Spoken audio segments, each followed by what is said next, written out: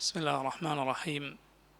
الحمد لله رب العالمين، وأشهد أن لا إله إلا الله وحده لا شريك له، وأشهد أن محمدا عبده ورسوله صلى الله وسلم عليه وعلى آله وأصحابه أجمعين. اللهم انفعنا بما علمتنا وعلمنا ما ينفعنا وزدنا علما، وأصلح لنا شأننا كله ولا تكلنا إلى أنفسنا طرفة عين. اللهم اغفر لنا ذنبنا كله دقه وجله وأوله وآخره وعلانيته وسره. اللهم إنا نعوذ برضاك من سخطك وبمعافاتك من عقوبتك، ونعوذ بك منك لا نحصي ثناء عليك أنت كما أثنيت على نفسك. اللهم إنا نعوذ بك من جهد البلاء ودرك الشقاء وسوء القضاء وشماتة الأعداء. اللهم إنا نعوذ بك من زوال نعمتك وتحول عافيتك وفجاءة نقمتك وجميع سخطك. أما بعد. സഹോദരങ്ങളെ, സഹീഹു മുസ്ലിമിൽ കിതാബ് സലാത്തിലെ ഹദീസുകളാണ് നമ്മൾ പഠിച്ചു വരുന്നത്. ഇമാം മുസ്ലിം റഹിമഹുല്ലാ അടുത്തതായി ഈ കിതാബിൽ കൊണ്ടുവന്നിട്ടുള്ള ഹദീസ് അനസ് ഇബ്നു മാലിക് അൽ അൻസാരി റളിയല്ലാഹു അൻഹു ഉദ്ധരിച്ചിട്ടുള്ള ഹദീസാണ്. ഹദീസ് ഇങ്ങനെയാണ്: عن أنس رضي الله عنه قال قال رسول الله صلى الله عليه وسلم اعتدلوا في السجود ولا يبسط أحدكم ذراعيه انبساط الكلب. അനസ് റളിയല്ലാഹു അൻഹു ഉദ്ധരിക്കുന്നു. അനസ് ഇബ്നു മാലിക് റളിയല്ലാഹു അൻഹു ഖാദിമു റസൂലില്ലാഹ് സല്ലല്ലാഹു അലൈഹി വസല്ലം ഹദീസുകൾ ധാരാളക്കണക്കിന് റിവായത്ത് ചെയ്ത സഹാബിമാരിൽ ഒരാളാണ്. അല്ലാഹുവിൻ്റെ റസൂൽ സല്ലല്ലാഹു അലൈഹി വസല്ലമയുടെ ഹദീസുകൾ ഏറ്റവും അധികം ഉദ്ധരിച്ചിട്ടുള്ള 7 സഹാബിമാരിൽ ഒരാളാണ് അനസ് ഇബ്നു മാലിക് റളിയല്ലാഹു അൻഹു. നബിയുടെ ഖാദിമായിരുന്നു. അല്ലാഹുവിൻ്റെ റസൂൽ സല്ലല്ലാഹു അലൈഹി വസല്ലമയുടെ സേവകനായിരുന്നു. ഉമ്മയായ ഉമ്മു സുലൈം റളിയല്ലാഹു അൻഹ അനസിൻ്റെ ചെറിയ പ്രായത്തിൽ 10 വയസ്സുള്ളപ്പോൾ നബി സല്ലല്ലാഹു അലൈഹി വസല്ലമയുടെ അരികിലേക്ക് കൊണ്ടുചെന്നാക്കുകയാണ്. അല്ലാഹുവിൻ്റെ റസൂലിന് ഖിദ്മത്തുകൾ, സേവനങ്ങൾ ചെയ്യാൻ നബി സല്ലല്ലാഹു അലൈഹി വസല്ലം അനസിനു വേണ്ടി അവിടെ പ്രാർത്ഥിക്കുകയുണ്ടായി. അനസിന് ദീർഘായുസിനും അതുപോലെ സമ്പത്തിലും സന്താനങ്ങളിലും ബറക്കത്തിനുമെല്ലാം റസൂലുള്ളാഹി സ്വല്ലല്ലാഹു അലൈഹി വസല്ലം ദുആ ചെയ്തു. ദുനിയാവിനും പരലോകത്തിനും വേണ്ടി പ്രാർത്ഥിച്ചു. ദുനിയാവിൽ ആ പ്രാർത്ഥന സ്വീകരിക്കപ്പെട്ടത് അനസ് ഇബ്നു മാലിക് റളിയല്ലാഹു അൻഹു കാണുകയുണ്ടായി. അദ്ദേഹത്തിന് ധാരാളം സമ്പത്തും ഒരുപാട് മക്കളും ഉണ്ടായിരുന്നു. ഒരുപാട് കാലം ജീവിച്ചു. പരലോകം അതെനിക്ക് ലഭിക്കുമെന്ന് ഞാൻ പ്രതീക്ഷിക്കുന്നു എന്ന് ആ മഹാനായ സഹാബി അനസ് ഇബ്നു മാലിക് റളിയല്ലാഹു അൻഹു പറയുകയും ചെയ്തു. അല്ലാഹുവിൻ്റെ റസൂൽ സല്ലല്ലാഹു അലൈഹി വസല്ലമയിൽ നിന്ന് ധാരാളക്കണക്കിന് ഹദീസുകൾ ഈ മഹാനായ സഹാബി ഉദ്ധരിച്ചിട്ടുണ്ട്. അബു ഹംസ അനസ് ഇബ്നു മാലിക് റളിയല്ലാഹു അൻഹു, അബു ഹംസ അനസ് ഇബ്നു മാലിക് അൽ അൻസാരി റളിയല്ലാഹു അൻഹു വഅർദാഹ്. ആ സഹാബി ഉദ്ധരിക്കുന്ന ഹദീസാണ്. റസൂലുള്ളാഹി സ്വല്ലല്ലാഹു അലൈഹി വസല്ലം പറഞ്ഞു: ഇഅ്തദിലു ഫി സുജൂദ്, നിങ്ങൾ സുജൂദിൽ മിതത്വം പാലിക്കുക, അഥവാ ശരിയായ രൂപത്തിൽ അത് നിർവഹിക്കുക. വലാ യബ്സുത് അഹദുക്കും ദിറാഇഹി ഇംബിസാത്തൽ കൽബ്, നിങ്ങളിൽ ഒരാളും തന്നെ പരത്തി വെക്കരുത്. വലാ യബ്സുത് അഹദുക്കും ദിറാഇഹി, തൻ്റെ കൈയിൻ്റെ ദിറാ അത് പരത്തി വെക്കരുത്. ഇംബിസാത്തൽ കൽബ്, കെൽബ് പരത്തി വെക്കുന്നത് പോലെ. കെൽബ് എന്നാൽ നായയാണ്. നായ പരത്തി വെക്കുന്നത് പോലെ നിങ്ങൾ കൈ സുജൂദിൽ പരത്തി വെക്കരുത്. എന്താണ് റസൂലുള്ളാഹി സ്വല്ലല്ലാഹു അലൈഹി വസല്ലം ഈ ഹദീസിലൂടെ പറഞ്ഞത്?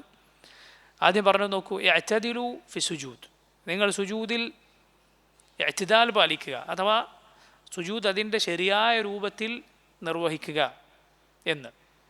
എങ്ങനെയാണ് സുജൂദിൻ്റെ ശരിയായ രൂപം? അതിൽ പ്രധാനപ്പെട്ട ഒന്നാണ് ദിറാ ഉയർത്തി വെക്കുക എന്നത്. എന്താണ് ദിറാ? ദിറാ എന്നാൽ നമ്മുടെ കൈപ്പത്തി കഴിഞ്ഞതിന് ശേഷമുള്ള ഭാഗത്തിനാണ് ദിറാ എന്ന് പറയുക. കൈപ്പത്തി കഴിഞ്ഞതിന് ശേഷം മുട്ടുവരെയുള്ള ഭാഗത്തിന് ദിറാ എന്ന് പറയും. അതിന് മുകളിലുള്ള ഭാഗത്തിന് അദുദ് എന്ന് പറയും. മുട്ടുതൊട്ട് മുകൾ ഭാഗം വരെ ഉള്ളതിന് അദുദ് എന്ന് പറയും. അപ്പോൾ ഈ ദിറാ കൈപ്പത്തിക്ക് ശേഷമുള്ള ഭാഗം, മുട്ടുവരെയുള്ള ഭാഗം, അത് നിങ്ങൾ എന്ത് ചെയ്യരുത്? സുജൂദിൽ പരത്തി വെക്കരുത്. അതിങ്ങനെ പരത്തി വെക്കരുത്, മറിച്ച് അത് ഉയർത്തി വെക്കണം. എന്നിട്ട് നബി സല്ലല്ലാഹു അലൈഹി വസല്ലം അത് ഈ മൃഗം ചെയ്യുന്നത് പോലെയാണ് എന്ന് പറഞ്ഞു. അങ്ങനെ ചെയ്താൽ, പരത്തി വെച്ചാൽ. മറ്റു ചില ഹദീസുകളിൽ അത് വന്യജീവികൾ ചെയ്യുന്നത് പോലെയാണ് എന്ന് കാണാം. ശബുഅ അഥവാ വന്യജീവികൾ, ഹിംസ്ര ജന്തുക്കൾ. നമ്മൾ പലരും അവയുടെ ചിത്രങ്ങളും മറ്റും കണ്ടിട്ടുണ്ടാകും. അവ ഇങ്ങനെ പൊതുവെ ഇരിക്കുമ്പോൾ അങ്ങനെയുള്ള ജന്തുക്കൾ കൈ ഇങ്ങനെ പരത്തി വെച്ചിട്ടാണ് ഇരിക്കാറുള്ളത്. അങ്ങനെ ചെയ്യരുത് എന്ന് റസൂലുള്ളാഹി സ്വല്ലല്ലാഹു അലൈഹി വസല്ലം പറയുന്നു. അപ്പോൾ നോക്കൂ, അത് സുജൂദിൻ്റെ ഇഅ്തിദാലിലെ പ്രധാനപ്പെട്ട ഭാഗമാണ്. അഥവാ സുജൂദ് ശരിയായി നിർവഹിക്കുന്നതിൻ്റെ പ്രധാനപ്പെട്ട ഭാഗമാണെന്ത്? ഈ ഭാഗം ഉയർത്തി വെക്കുക എന്നത്. ഈ കൈപ്പത്തിക്ക് ശേഷമുള്ള ഭാഗം, മുട്ട്, ഇതെല്ലാം കൈമുട്ടുകളെല്ലാം ഉയർത്തി വെക്കുക, ഭൂമിയിൽ നിന്ന് ഉയർത്തി വെക്കുക. അതുപോലെ ഈ ഭാഗം, കൈമുട്ട് ശരീരത്തിൻ്റെ പാർശ്വഭാഗങ്ങളിൽ നിന്ന് അകറ്റി വെക്കുക. സുജൂദിൻ്റെ ഇഅ്തിദാലിൻ്റെ, സുജൂദ് ശരിയായി നിർവഹിക്കുന്നതിൻ്റെ ഭാഗമാണ് കൈമുട്ടുകൾ ഉയർത്തി വെക്കുക. അതുപോലെ അത് ശരീരത്തിൻ്റെ വശങ്ങളിൽ നിന്ന് അകറ്റി വെക്കുക. പിന്നെയോ നമ്മുടെ വയർ, അത് തുടകളിൽ നിന്ന് അകറ്റിക്കൊണ്ട് സുജൂദ് ചെയ്യുക. വയറും ഇരു തുടകളും തമ്മിൽ ഒട്ടുന്ന വിധത്തിലല്ല സുജൂദ് ചെയ്യേണ്ടത്, മറിച്ച് അത് അകന്ന് നിൽക്കുന്ന രൂപത്തിൽ സുജൂദ് ചെയ്യണം. അങ്ങനെ ചെയ്യണമെങ്കിൽ എന്ത് വേണം? ഒന്നങ്ങോട്ട് സുജൂദ് ചെയ്യണം, ആകെ ചുരുണ്ടുകൂടി സുജൂദ് ചെയ്യരുത്. അത് സുജൂദിൻ്റെ ഈ പറഞ്ഞ ഇഅ്തിദാലിന് വിരുദ്ധമാണ്, അഥവാ സുജൂദ് ശരിയായി നിർവഹിക്കുന്നതിന് എതിരാണ്.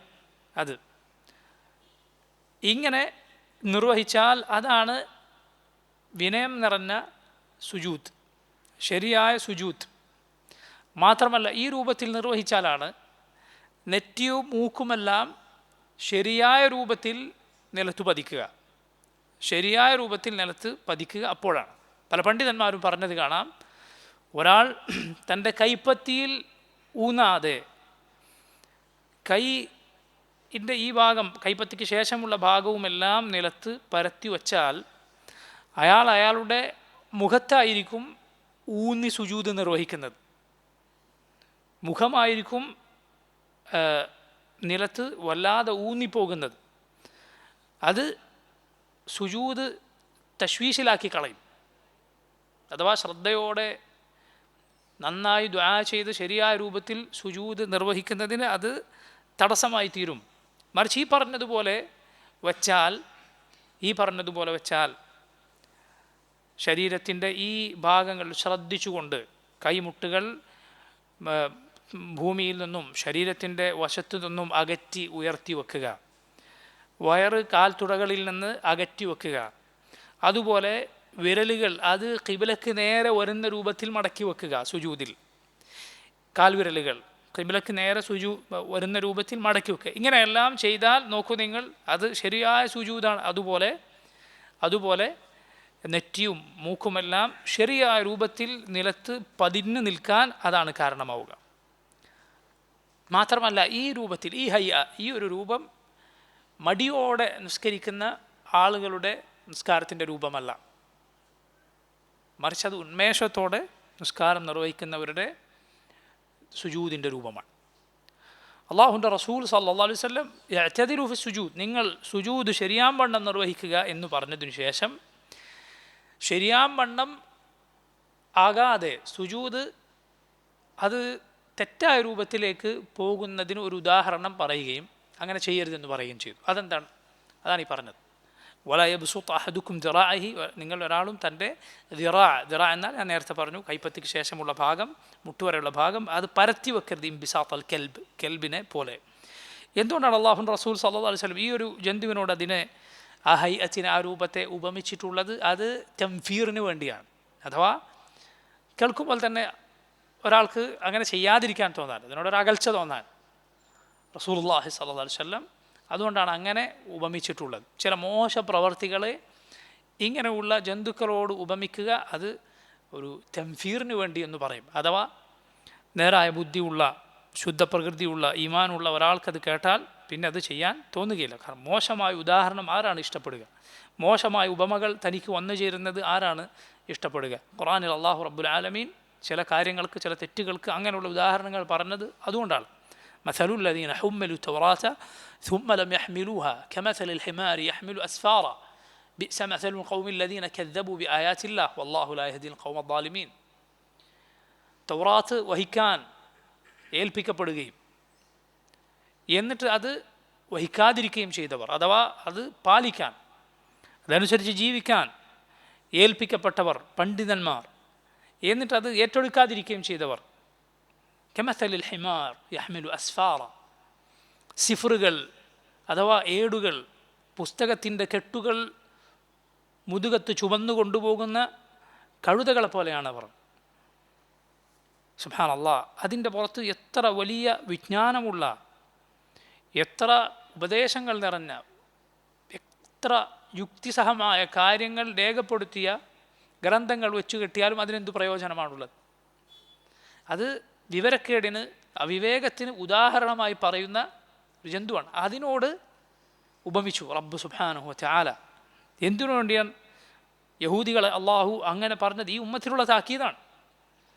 ഈ ഉമ്മത്ത് അള്ളാഹുവിൻ്റെ കിതാബ് ലഭിച്ചിട്ട് അങ്ങനെ ആയിപ്പോകരുത്. നബി സല്ലല്ലാഹു അലൈഹി വസല്ലമയോട് ഒരു സഹാബി ചോദിച്ചതുപോലെ, നബി എങ്ങനെയാണ് ഞങ്ങൾ വഴിതെറ്റുക? നമ്മൾ ഖുർആൻ പഠിക്കുന്നുണ്ട്, നമ്മളത് നമ്മുടെ മക്കളെ പഠിപ്പിക്കും, അവരുടെ മക്കളെ പഠിപ്പിക്കും, പിന്നെ എങ്ങനെയാണ് നമ്മൾ വഴിതെറ്റുക? റസൂലുള്ളാഹി സ്വല്ലല്ലാഹു അലൈഹി വസല്ലം ആ സഹാബിയോട് തിരിച്ചു ചോദിച്ചു, നോക്കൂ യഹൂദി നസ്രാനികളെ, അവരുടെ മക്കൾ തൗറാത്തില്ലേ, ഇഞ്ചീലില്ലേ, എന്നിട്ട് അവർക്ക് എന്താണ് സംഭവിച്ചത്? വലയ്യാദു ബില്ലാഹ്. നോക്കൂ, ഖുർആനിൽ അള്ളാഹു ആവർത്തിച്ചു പറഞ്ഞ കാര്യമാണെന്ത്? പണ്ട് കഴിഞ്ഞുപോയ ആളുകൾ ഭിന്നിച്ചിട്ടില്ല, വഴിപിടച്ചിട്ടില്ല, സത്യം വന്നെത്തിയതിനു ശേഷമല്ലാതെ. സുബ്ഹാനല്ലാഹ്, ചിന്തിക്കേണ്ട, ആലോചിക്കേണ്ട, ജാഗ്രത പുലർത്തേണ്ട കാര്യമാണ്. വമഖ്തലഫ ഫീഹി ഇല്ലല്ലദീന ഊതൂഹ്, കിതാബിൻ്റെ കാര്യത്തിൽ ഭിന്നിച്ചിട്ടില്ല, അള്ളാഹുവിൻ്റെ ഗ്രന്ഥത്തിൻ്റെ കാര്യത്തിൽ ഭിന്നിച്ചിട്ടില്ല. ആരല്ലാതെ? അത് നൽകപ്പെട്ടവരല്ലാതെ. കിട്ടിയിട്ടാണ് ഈ തർക്കം മുഴുവൻ, ഈ ഭിന്നതകൾ മുഴുവൻ ഉണ്ടായിട്ടുള്ളത്. അതുകൊണ്ട് കയ്യിലുണ്ടായിട്ട് കാര്യമില്ല, മറിച്ച് അതനുസരിച്ച് ജീവിക്കാൻ അള്ളാഹുവിൻ്റെ തൗഫീഖ് ഒന്ന് വേണം. റസൂലുള്ളാഹി സ്വല്ലല്ലാഹു അലൈഹി വസല്ലം പറഞ്ഞു, മാ ضل قوم بعد هدى كانوا عليه إلا أوتوا الجدل. ഒരു ജനതയും സന്മാർഗത്തിലായിരുന്നതിന് ശേഷം വഴിതെറ്റിപ്പോയിട്ടില്ല. ഇല്ല ഊതുൽ ജദൽ, തർക്കം അവർക്ക് കിട്ടിയിട്ടല്ല, താർക്കികന്മാരായി തീരുക. സത്യം അത് പഠിക്കാനും മനസ്സിലാക്കാനും വേണ്ടിയല്ല അവൻ്റെ ചോദ്യങ്ങൾ, മറിച്ച് അവൻ്റെ ചോദ്യം നിഷേധിക്കാനാണ്, തർക്കിക്കാനാണ്. നോക്കൂ, ഇത് നൽകപ്പെട്ടാൽ വഴികേടിൻ്റെ അടയാളമാണത്. മറിച്ചൊരു മുഅ്മിൻ അവൻ തസ്ലീമുള്ളവനാണ്. നോക്കൂ, തസ്ലീമിൻ്റെ, ഇസ്തിസ്ലാമിൻ്റെ വേരിന് മുകളിലല്ലാതെ നമ്മുടെ ഈമാൻ നിൽക്കുകയില്ല. അള്ളാഹു ഒരു കാര്യം പറഞ്ഞു, റസൂലുള്ളാഹി സ്വല്ലല്ലാഹു അലൈഹി വസല്ലം ഒരു കാര്യം പറഞ്ഞു എന്ന് പറഞ്ഞാൽ വിശ്വസിച്ച് അംഗീകരിക്കാൻ, അതിനു മുന്നിൽ വിനയത്തോടെ അത് സ്വീകരിക്കാനുള്ള മനസ്സുണ്ടെങ്കിലല്ല നമ്മുടെ ഈമാൻ നിൽക്കുകയില്ല, അതില്ലാതായി പോകും. നോക്കൂ, അതുപോലെ ഖുർആനിൽ അള്ളാഹു റബ്ബുൽ ആലമീൻ പറഞ്ഞിട്ടുള്ള ഉദാഹരണമാണ്, റബ്ബ് സുബ്ഹാനഹു വ തആല പറഞ്ഞ ഉദാഹരണമാണ് അറിവ് വന്നു കിട്ടിയതിന് ശേഷം അതിൽ നിന്ന് ഊരിച്ചാടിപ്പോയവരുടെ ഉദാഹരണം. സുബ്ഹാനല്ലാഹ്, അല്ലാഹു റബ്ബുൽ ആലമീൻ പറഞ്ഞത് കാണാം, അവന് നമ്മുടെ ആയാത്തുകൾ നാം നൽകി. ഫൻസലഖ മിൻഹ, പാമ്പ് അതിൻ്റെ തൊലിയിൽ നിന്ന് അത് ഒഴിവാക്കി ഊരിച്ചാടുന്ന പ്രയോഗമാണ് അവിടെ അള്ളാഹു പ്രയോഗിച്ചിട്ടുള്ളത്. എന്നിട്ട് അവൻ എന്ത് ചെയ്തു? ദുനിയാവിൻ്റെ പിന്നാലെ പോയി. ഫത്ബഅ ശൈത്താൻ, പിശാച് അവനെ തൻ്റെ അനുയായിയാക്കി തീർത്തു. അള്ളാഹു അവന് പറഞ്ഞ ഉദാഹരണം നോക്കൂ, കമസലിൽ കൽബ് ഇൻ തഹ്മിൽ അലൈഹി യൽഹസ് ഔ തത്രുകുഹു യൽഹസ്. നീ അവനെ വിട്ടേച്ചാലും അത് നാവ് പുറത്തേക്കിട്ട് ഓടും, നീ അതിനെ ആട്ടിയാലും അത് നാവ് പുറത്തേക്കിട്ട് ഇങ്ങനെ അതിൻ്റെ ആർത്തി കാണിച്ചുകൊണ്ട് അത് നാവ് പുറത്തേക്കിടും. യാ സുബ്ഹാനല്ലാഹ്, അള്ളാഹു പറഞ്ഞ ഉദാഹരണം നോക്കൂ നിങ്ങൾ. അഥവാ ഇബ്നുൽ ഖയ്യിം റഹിമഹുല്ലാ പരിശുദ്ധ ഖുർആനിലെ ഉദാഹരണങ്ങളെക്കുറിച്ച് മാത്രം സംസാരിക്കുന്ന മനോഹരമായ അദ്ദേഹത്തിൻ്റെ ചില വാക്കുകളുണ്ട്. അതിൽ അദ്ദേഹം പറഞ്ഞത് കാണാം, ഖുർആനിലെ ഈ ഉദാഹരണം ആ ജന്തുവിനെ ഇവരെ ആ ജന്തുവിനോട് ഉദാഹരിച്ച്, അഥവാ അള്ളാഹുവിൻ്റെ കിതാബ്, അള്ളാഹുവിൻ്റെ വിജ്ഞാനം, അവൻ്റെ ആയത്തുകൾ നൽകപ്പെട്ടു, എന്നിട്ട് ദുനിയാവിന് വേണ്ടി അത് ഉപേക്ഷിച്ച് കളയുകയാണ്. ദുനിയാവ് ലഭിക്കാൻ വേണ്ടി അള്ളാഹുവിൻ്റെ ദീൻ, സത്യം, താൻ അറിഞ്ഞ സത്യം ഉപേക്ഷിച്ച് കളയുക. അവർക്ക് അള്ളാഹു പറഞ്ഞ ഉദാഹരണമാണ്. കാരണം ഈ ജന്തു ആർത്തിക്ക് വളരെ അറിയപ്പെട്ടതാണ്. എന്നിട്ട് ഇമാം ഇബ്നുൽ ഖയ്യിം റഹിമഹുല്ലാ അദ്ദേഹം പറയുകയുണ്ടായി, നിങ്ങൾ ആ ജന്തുവിനെ നോക്കിയാൽ നിങ്ങൾക്ക് കാണാം, അതിനെപ്പോലെ 1000 എണ്ണം വന്നാലും തിന്നു തീർക്കാൻ മാത്രമുള്ള ജീഫത്ത് എന്താൽ ശവവും മയ്യത്ത് മറ്റുമാണ് ഇതിൻ്റെ ഭക്ഷണം. അത് 1000 എണ്ണത്തിന് തിന്നാനുള്ളതുണ്ട് എങ്കിലും അത് കടിപിടി കൂടും. അതിൻ്റെ സ്വഭാവമാണത്. സമാധാനത്തിൽ അത് കഴിക്കുകയില്ല, കടിപിടി കൂടും.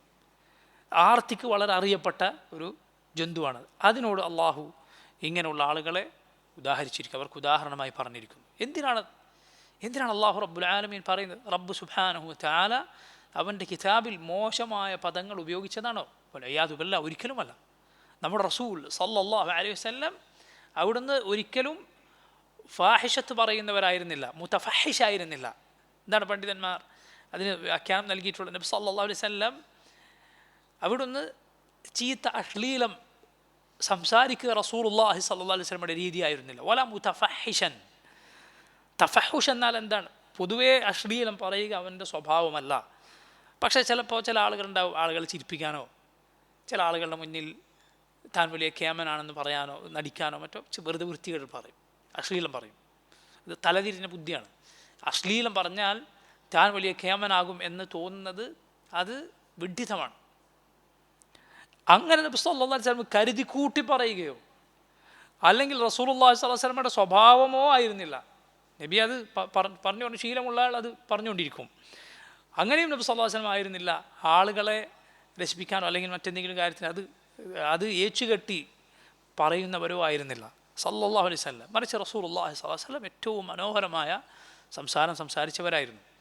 ആ റസൂൽ സല്ലല്ലാഹു അലൈഹി വസല്ലം ഈ ഉദാഹരണങ്ങൾ പറഞ്ഞത് എന്തിനു വേണ്ടിയാണ് മനസ്സിലാക്കിയത് നിങ്ങൾ? ഏത് തംഫീറിന് വേണ്ടിയാണ്. അഥവാ അങ്ങനെയുള്ള ഉദാഹരണം കേട്ടാൽ ഒരിക്കലും തനിക്ക് ആ ഉപമ വരരുത് എന്ന് നേർബുദ്ധിയുള്ള ശുദ്ധപ്രകൃതി തലതിരിഞ്ഞു പോയിട്ടില്ലാത്ത ഈമാനുള്ള ആളുകൾ ആഗ്രഹിക്കും. അതിനുവേണ്ടിയാണ് ഈ ഉദാഹരണങ്ങൾ പറയുന്നത്. മാത്രമല്ല അതിൽ പ്രധാനപ്പെട്ട പാഠമാണ് പിശാചിനോട് നമ്മൾ സാദൃശ്യപ്പെടരുത്. പിശാചിനോട് സാദൃശ്യപ്പെടാൻ പാടില്ല. കുഫാറുകളോട് സാദൃശ്യപ്പെടരുത്, ഫുസ്സാക്കുകളോട് സാദൃശ്യപ്പെടരുത്, അതുപോലെ മൃഗങ്ങളോടും സാദൃശ്യപ്പെടരുത്. നോക്കൂ നിങ്ങൾ, മുഅ്മിൻ അവനവൻ്റെ വ്യക്തിത്വം, അവൻ്റെ വ്യതിരിക്തത സൂക്ഷിച്ച് പാലിച്ചു ജീവിക്കുന്നവരാണ്. അവനാണ് ഇസ്സത്തുള്ളത്. ഇസ്സത്ത് എന്നാൽ നീ ആരെങ്കിലും അനുകരിച്ച് അവനെപ്പോലെ ഇവനെപ്പോലെ ആ സിനിമ നടനെ പോലെ ആ സ്പോർട്സ് താരത്തെ പോലെ അവൻ്റെ ഒക്കെ കോലം കെട്ടി നടക്കലാണോ ഇസ്സത്ത്? അല്ല. ഇസ്സത്തുള്ളത് അല്ലാഹുവിൻ്റെ റസൂൽ സല്ലല്ലാഹു അലൈഹി വസല്ലം പിൻപറ്റുന്നതിലാണ്. മുസ്ലിമീങ്ങളുടെ വഴി എന്താണോ അതിലൂടെ നീങ്ങുന്നതിനാണ് ഇസ്സത്തുള്ളത്, അതിനാണ് പ്രതാപമുള്ളത്. അങ്ങനെയുള്ള മുഅ്മിൻ ഒരിക്കലും ഈ വക ആളുകളെ പിൻപറ്റുകയില്ല.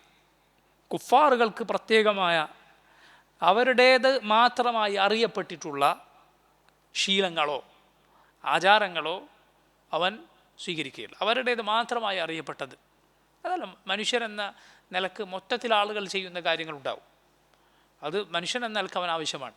അതേസമയം ഒരു ഖൗമിൻ്റേത് മാത്രമായി അറിയപ്പെട്ടത് നോക്കൂ നിങ്ങൾ, ശ്രദ്ധിക്കുക. അത് മതപരമായ ആചാരങ്ങൾ മാത്രമല്ല. മതപരമായതിൽ പിൻപറ്റിയാൽ അതിൻ്റെ കാര്യം അതിൻ്റെ അപ്പുറത്ത് ഗൗരവമാണ്. മറിച്ച് ശീലങ്ങളാകട്ടെ,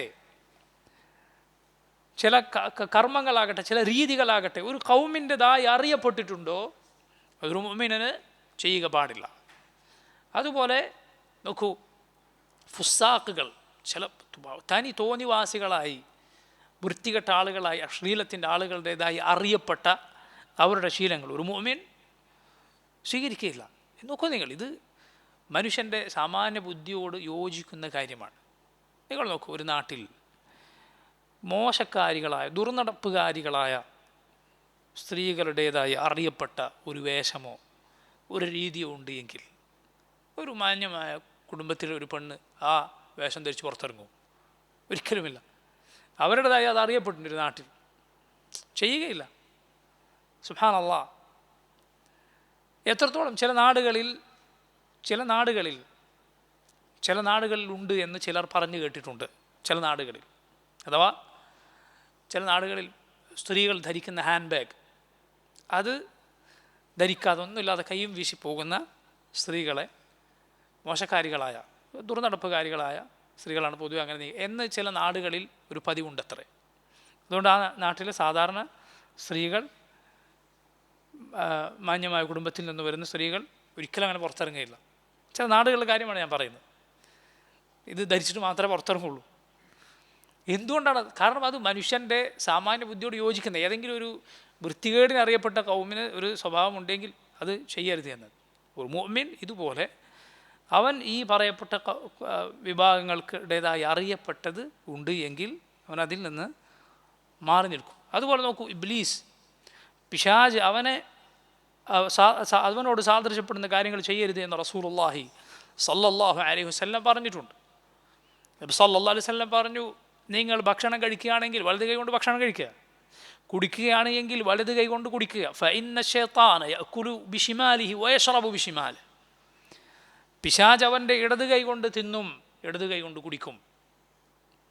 നബി സല്ലല്ലാഹു അലൈഹി വസല്ലം പറയുകയാണ്, പിശാച് അവൻ്റെ ഇടത് കൈ കൊണ്ട് തിന്നും, ഇടത് കൈ കൊണ്ട് കുടിക്കും. നിങ്ങൾ ആളുകൾ പരസ്യമായി കാണുകയെ ലൈംഗിക ബന്ധത്തിലേർപ്പെടുന്ന പിശാചുക്കളെ പോലെ നിങ്ങളുടെ ഇണകളുമായി നടന്ന കാര്യങ്ങൾ, അതിൻ്റെ വിശദാംശങ്ങൾ മറ്റുള്ളവരോട് പറഞ്ഞു നടക്കുന്നവരാകരുത്. റസൂലുള്ളാഹി സ്വല്ലല്ലാഹു അലൈഹി വസല്ലം പറയുക അത് പൈശാചികമാണ്, പിശാചിൻ്റെ സ്വഭാവമാണ് എന്ന് റസൂലുള്ളാഹി സ്വല്ലല്ലാഹു അലൈഹി വസല്ലം പറയുകയുണ്ടായി. അതുപോലെയാണ് മൃഗങ്ങളോട് സാദൃശ്യപ്പെടുന്ന പല കാര്യങ്ങളും നബി സല്ലല്ലാഹു അലൈഹി വസല്ലം വിലക്കിയിട്ടുണ്ട്. ഇപ്പം നോക്കൂ, നിങ്ങൾ നഖം വെട്ടണം, മീശ വെട്ടണം, താടി വളർത്തണം, കക്ഷത്തിലെ രോമങ്ങൾ നീക്കം ചെയ്യണം, ഗുഹഭാഗത്തെ രോമങ്ങൾ നീക്കം ചെയ്യണം, വൃത്തിയാക്കണം, വായിൽ വെള്ളം കൊപ്പിളിക്കണം, മൂക്കിൽ വെള്ളം കയറ്റി ചീറ്റണം, പല്ല് തേക്കണം, ശലാകർമ്മം നിർവഹിക്കണം. ഫിത്രത്തിൻ്റെ ശുദ്ധ പ്രകൃതിയുടെ കാര്യങ്ങളായി റസൂലുള്ളാഹി സ്വല്ലല്ലാഹു അലൈഹി വസല്ലം എണ്ണിയിട്ടുള്ള കാര്യങ്ങളാണ്. അനസ് ബിൻ മാലിക് റളിയല്ലാഹു അൻഹു പറഞ്ഞത് കാണാം, ഞങ്ങൾക്കതിലെല്ലാം സമയം നിശ്ചയിക്കപ്പെട്ടിട്ടുണ്ട്, 40 ദിവസത്തിൽ കൂടുതൽ നീട്ടിക്കൊണ്ടുപോകാൻ പാടില്ല. അവിടെ പറഞ്ഞത് കാണാം, നഖം നീട്ടിയാൽ അത് മുറിക്കാതിരുന്നാൽ ആരോട് സാദൃശ്യപ്പെടലാണ്? മൃഗങ്ങളോട് സാദൃശ്യപ്പെടലാണ്, പാടില്ല, അവയോട് സാദൃശ്യപ്പെടാൻ പാടില്ല.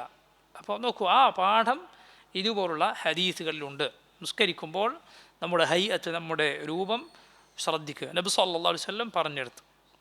നബി സല്ലല്ലാഹു അലൈഹി വസല്ലം പറഞ്ഞതുപോലെ അള്ളാഹുവിൻ്റെ റസൂൽ സല്ലല്ലാഹു അലൈഹി വസല്ലം പഠിപ്പിക്കാത്ത അല്ലെങ്കിൽ പണ്ഡിതന്മാർ വ്യക്തമായി വേർതിരിച്ച് തരാത്ത കാര്യങ്ങൾ, അത് ഇന്നൊരു കൂട്ടരുടെ, അത് യഹൂദികളുടെ വസ്ത്രമാണ്, ഇത് യഹൂദികളുടെ ചിഹ്നമാണ്, ഇത് മറ്റവരുടെ ചിഹ്നം എന്നിങ്ങനെ നമുക്കറിവില്ലാതെ, തെളിവിൻ്റെ പിൻബലമില്ലാതെ പറഞ്ഞ് ആളുകളെ ബുദ്ധിമുട്ടിക്കുക പാടില്ല. കാരണം അത് ഹറാമാക്കുന്ന അവസ്ഥയിലേക്ക് നമ്മൾ അതിലൂടെ എത്തിപ്പെട്ടേക്കും. ചില ആളുകൾ കാണാം, എന്ത് കണ്ടു കഴിഞ്ഞാൽ അത് യഹൂദികൾ, ഇത് ജൂതന്മാരുടെ, ഇത് അവരുടെ. ഇപ്പോൾ ദുനിയാവിൽ ജൂതന്മാരുടേതല്ലാത്ത ഒന്നുമില്ല എന്ന് ചിലരുടെ സംസാരം കേട്ടാൽ തോന്നിപ്പോകും. അങ്ങനെയല്ല, മറിച്ച് അതിന് അടിത്തറ വേണം. നബി സല്ലല്ലാഹു അലൈഹി വസല്ലം ഹദീസുകളുടെ പിൻബലം വേണം. അല്ല എങ്കിൽ പിൽക്കാലത്ത് ഉണ്ടായ ഏതെങ്കിലും കൂട്ടരുടെ ചിഹ്നമാണോ, അത് വിവരമുള്ള പണ്ഡിതന്മാരായ ആളുകൾ അത് ബോധ്യപ്പെടുത്തണം, അവരത് വിവരിച്ചിരിക്കണം. അല്ലാതെ ആരെങ്കിലും വിവരമില്ലാത്ത ആർക്കെങ്കിലും തോന്നുന്നത് പോലെ ജനങ്ങൾക്ക് അവരുടെ ഹലാലായ കാര്യങ്ങൾ കൊടുക്കാനോ അത് പാടില്ലെന്ന് പറയാനോ പാടില്ല. കാര്യം ശ്രദ്ധിക്കുക. ഇത് നോക്കൂ, ഈ കാര്യം തന്നെ വിവരിക്കുന്ന റസൂലുള്ളാഹി സ്വല്ലല്ലാഹു അലൈഹി വസല്ലമയുടെ മറ്റൊരു ഹദീസാണ് അടുത്തതായി ഇമാം മുസ്ലിം ഉദ്ധരിച്ചിട്ടുള്ളത്. അനിൽ ബറാഇ റളിയല്ലാഹു അൻഹു ഖാൽ قال رسول الله صلى الله عليه وسلم إذا سجدت فضع كفيك وارفع مرفقيك. البراء بن عازب رضي الله عنه എന്ന സഹാബിയാണ് ഈ ഹദീസ് ഉദ്ധരിക്കുന്നത്. ബറാ അനസ് ബിൻ മാലിക്കിനെ പോലെ മദീനക്കാരനായ സഹാബിമാരിൽ ഒരാളാണ്. അൽ ബറാ ഇബ്നു ആസിബ് റളിയല്ലാഹു അൻഹു. സഹാബി പറഞ്ഞത് കാണാം, റസൂലുള്ളാഹി സ്വല്ലല്ലാഹു അലൈഹി വസല്ലം മദീനയിലേക്ക് വരുന്നതിന് മുൻപേ ഇസ്ലാം സ്വീകരിച്ചവരിൽ ഒരാളാണ് ബറാ റളിയല്ലാഹു അൻഹു. സ്വല്ലല്ലാഹു അലൈഹി വസല്ലം വന്നിട്ട് ഇസ്ലാമിലേക്ക് വന്നതല്ല, മറിച്ച് മദീനയിൽ വച്ച് ഇസ്ലാം സ്വീകരിച്ചു. നബി സല്ലല്ലാഹു അലൈഹി വസല്ലമയെ കണ്ടിട്ടില്ല. മക്കയിലേക്ക് അഖബ ഉടമ്പടിക്ക് പോയ സഹാബിമാരെ പോലെയോ മറ്റോ അല്ല, നബി സല്ലല്ലാഹു അലൈഹി വസല്ലമയെ കണ്ടിട്ടില്ല. മറിച്ച് നബി മദീനയിലേക്ക് ജനങ്ങൾ ഇസ്ലാം പഠിപ്പിക്കാൻ പറഞ്ഞയച്ച പല സഹാബിമാരും ഉണ്ടായിരുന്നു. അവരിൽ ഒരാളാണ് മഹാനായ സഹാബി മുസ്അബ് ഇബ്നു ഉമൈർ റളിയല്ലാഹു അൻഹു. അതുപോലെ അബ്ദുല്ലാഹി ഇബ്നു ഉമ്മി മക്തൂം, ഇങ്ങനെയുള്ള സഹാബിമാർ റസൂലുള്ളാഹി സ്വല്ലല്ലാഹു അലൈഹി വസല്ലം മദീനയിലേക്ക് നേരത്തെ പറഞ്ഞയച്ചിരുന്നു. ഈ സഹാബിമാരുടെ കയ്യാൽ പലരും ഇസ്ലാം സ്വീകരിച്ചിരുന്നു. ഇസ്ലാം സ്വീകരിച്ച് ഖുർആനൊക്കെ നേരത്തെ പഠിച്ച് ബറാ റളിയല്ലാഹു അൻഹു പറഞ്ഞത് കാണാം.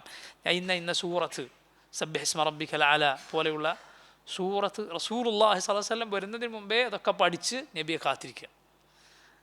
എന്നിട്ട് റസൂലുള്ളാഹി സ്വല്ലല്ലാഹു അലൈഹി വസല്ലം മദീനയിലേക്ക് അവരുടെ കാത്തിരിപ്പ്, നബിയെ കാണാനുള്ള അവരുടെ അടങ്ങാത്ത ആഗ്രഹം അത് ശമിപ്പിച്ചുകൊണ്ട് റസൂലുള്ളാഹി സ്വല്ലല്ലാഹു അലൈഹി വസല്ലം മദീനയിലേക്ക് ചെന്നു.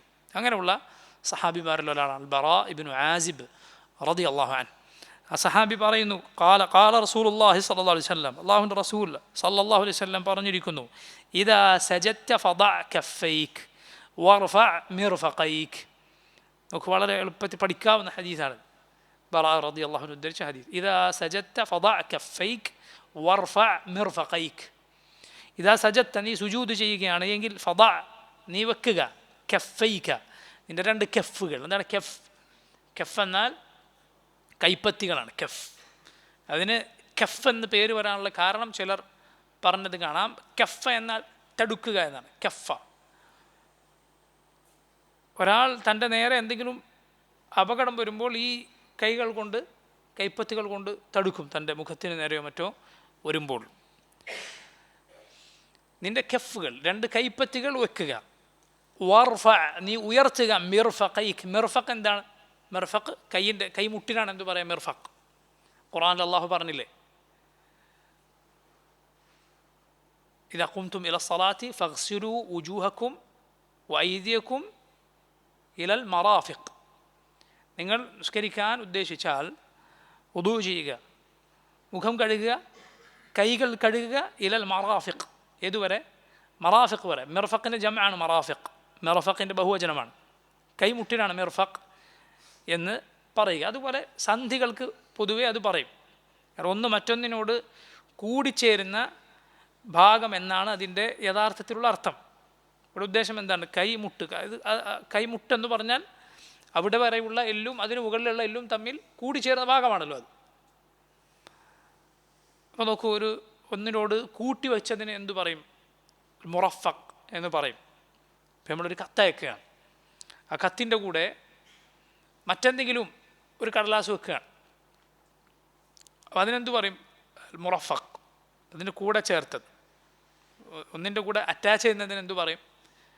അറ്റാച്ച് ചെയ്തത് എന്ന അർത്ഥത്തിൽ ഇത് ഈ വാക്ക് ഉപയോഗിക്കാറുണ്ട്. കൂട്ടിച്ചേർക്കും, മറ്റൊന്നുമായി കൂടിച്ചേരുക.